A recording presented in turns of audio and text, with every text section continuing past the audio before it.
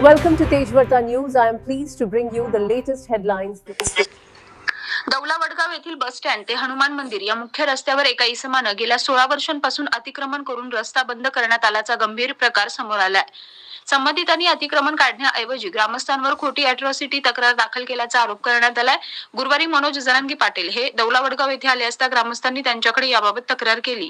तसेच याबाबत ग्रामस्थांनी जिल्हाधिकारी कार्यालयाकडे लेखी निवेदन देत सखोल चौकशीची मागणी केली आहे। निवेदनानुसार दौला वडगाव एका व्यक्तीने रस्त्यावर अतिक्रमण करून रस्ता बंद केला असून त्यामध्ये गावातील शेतकरी आणि नागरिकांना मोठ्या प्रमाणात अडचणींना सामोरं जावं लागत आहे।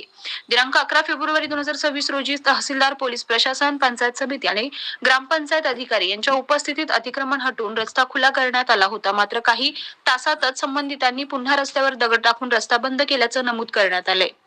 या प्रकरणी परिस्थिती निवळावी म्हणून सरपंच आणि ग्रामस्थांची चर्चा झाली। संबंधित व्यक्तीच्या पत्नीनं ग्रामस्थांवर जातीवाचक शिवीगाळ केल्याचा आरोप करत खोटी अॅट्रॉसिटी तक्रार दाखल केली असं निवेदनात म्हटलंय। रस्ता बंद असल्यामुळे गावातील विकास कामे ठप्प झाली असून शेतीमाल वाहतूक तसेच अंत्यविधी आणि सार्वजनिक कार्यक्रमांमध्ये अडथळे निर्माण होत असल्याचंही ग्रामस्थांनी सांगितलंय।